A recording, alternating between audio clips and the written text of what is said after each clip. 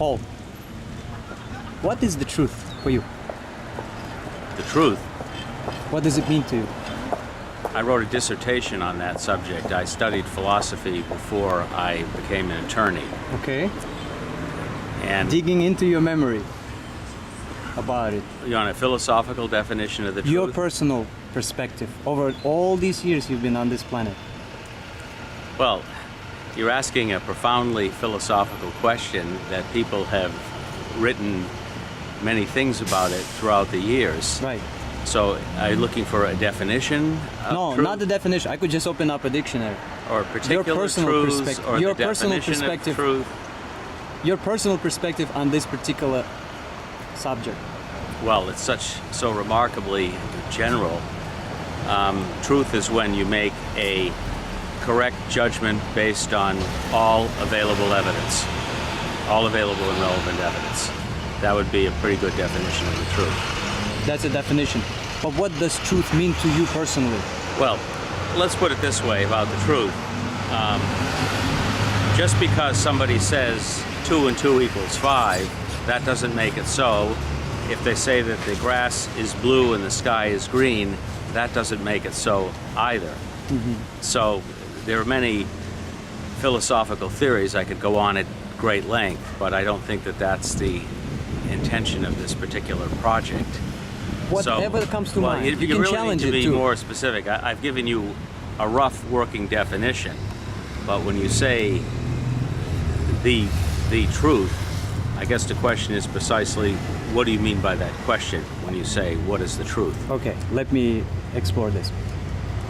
Truth, right? Is it beautiful? Not always. Not always. No. You may hurt someone with it. Yes. If everyone told the truth in the whole world, what would happen? I think that that would not be a good thing, because there are times when it is good to not tell the truth. For example, it's important to be tactful in dealing with other people's things. Sugarcoat things. Yeah, not everybody needs to know everything. It depends on the context and the particular situation. So not everyone is ready for truth. Well, sometimes people aren't ready for truth. It depends. Sometimes people need to be told what they need to hear rather than what they want to hear, but it depends.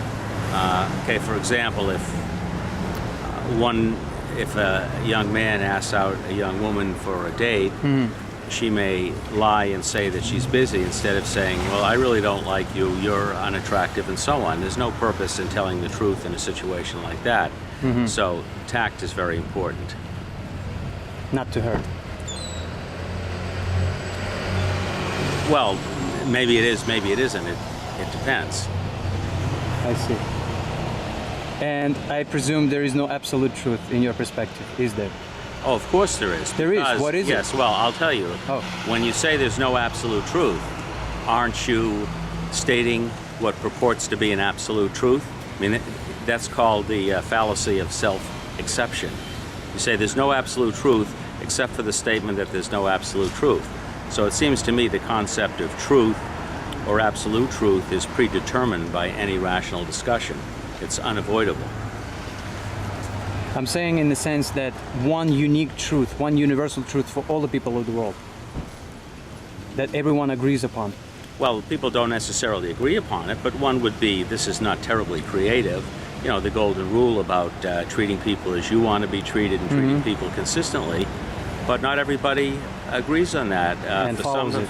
For some people, it's fine to kill a whole group of other people for whatever reason. It doesn't depend on you being a human being. It's in this, that, and the other thing. So there are few things that all people completely agree on. There's large areas of agreement, but lots of people agree on many things that are wrong at a particular time. People believe that the Earth was flat, for instance.